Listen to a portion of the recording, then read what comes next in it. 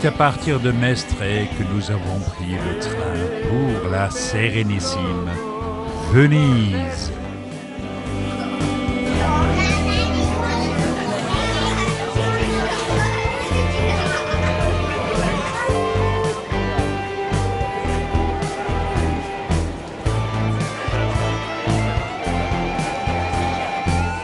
Et c'est directement à la sortie de la gare de Santa Lucia que nous atteignons le Grand Canal.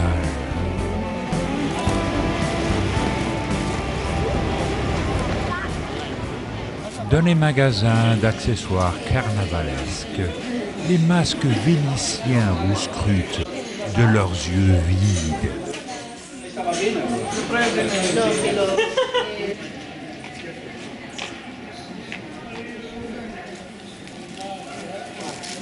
Et ruelle après ruelle, placette après placette, petit pont après petit pont, nous nous rapprochons du centre de la Sérénissime.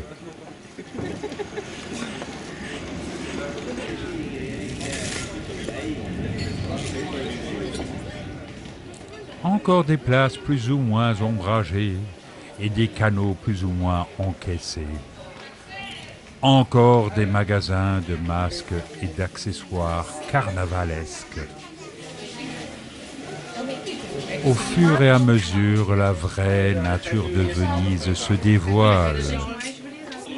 Une ville ancienne et quand même très délabrée.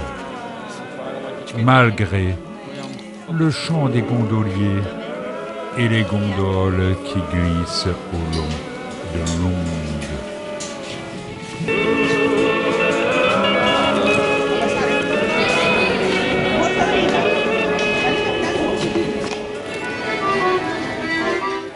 Et toujours des musiciens des rues sur des placettes.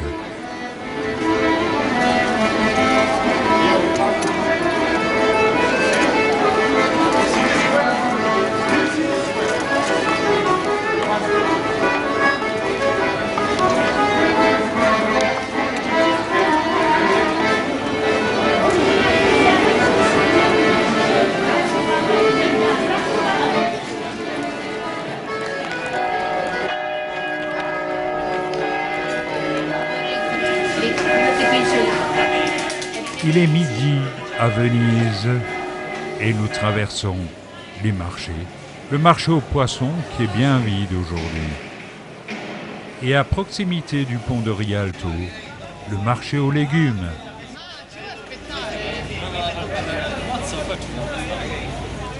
Sur le Grand Canal, des mains géantes semblent s'agripper aux bâtisses pourtant branlantes de Venise.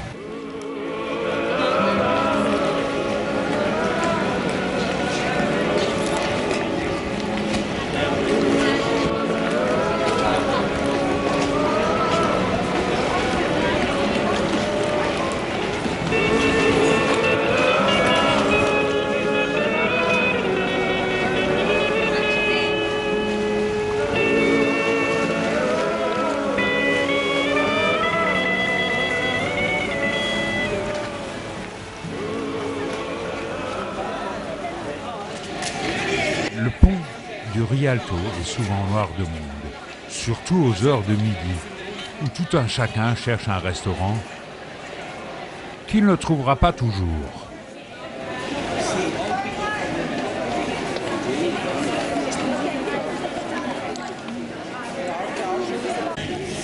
Pendant ce temps, les gondoliers font avancer leurs gondoles de leurs bras musclés. Venise doit certainement beaucoup de son charme à ses embarcations dissymétriques.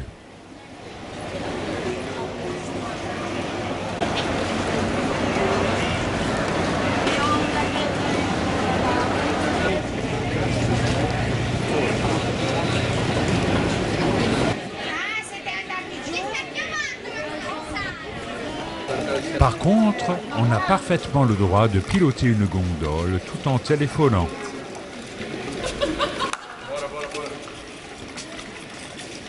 Et surprise, au détour d'une ruelle, on passe devant l'habitation de Canaletto, ce peintre vénitien à la précision photographique.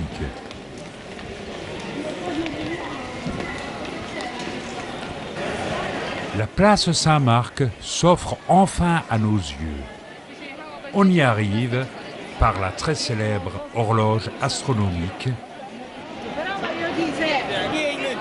On passe devant la basilique Saint-Marc et la longueur de la file d'attente nous dissuade d'y entrer. On contemple d'ailleurs la magnifique mosaïque de la résurrection. On passe aussi devant les statues en haut-relief des tétrarques. C'est du porphyre. Ce sont 4 empereurs romains.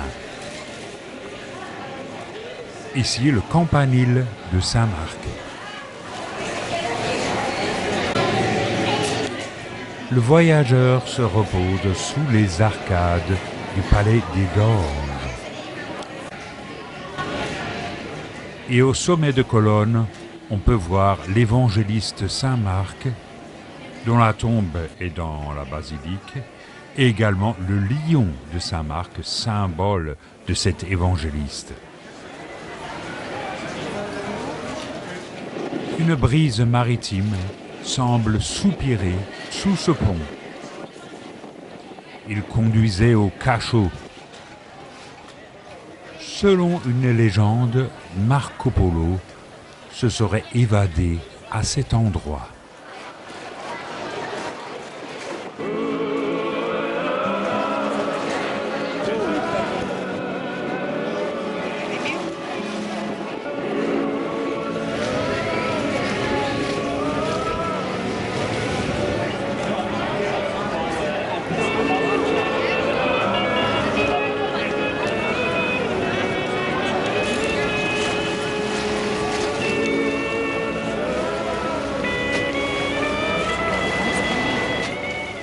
Nous passons à nouveau devant le palais des Doges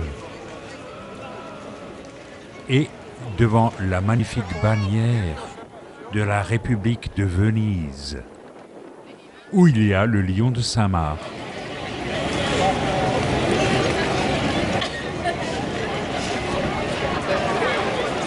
Une autre basilique s'offre à nos yeux. C'est la basilique Santa Maria de la Salute, connue pour son effigie de la Vierge Noire.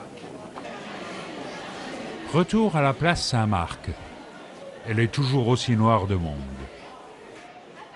Au fond, la basilique et son campanile.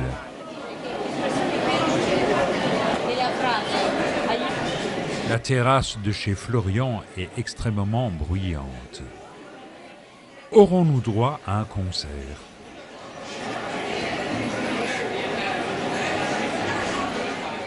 Pour le moment, nous déambulons devant la façade lépreuse de l'établissement. Un des cafés les plus prestigieux de Venise au demeurant.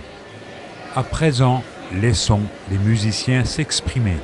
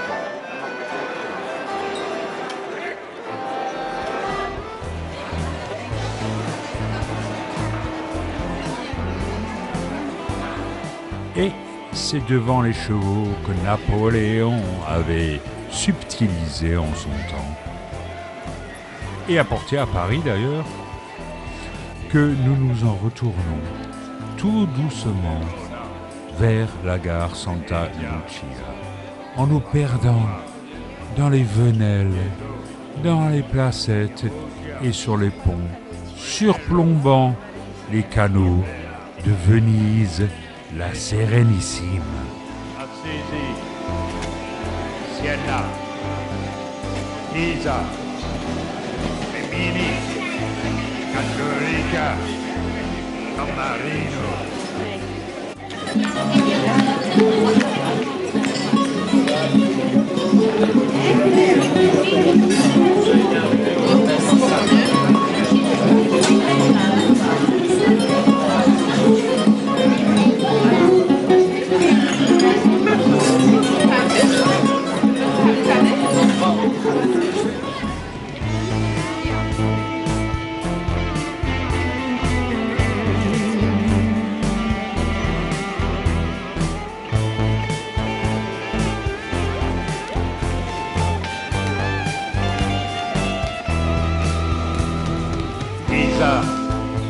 Nous nous arrêtons encore un petit peu en admirant ces artistes footballistiques qui tricotent du ballon comme je tricote de la guitare.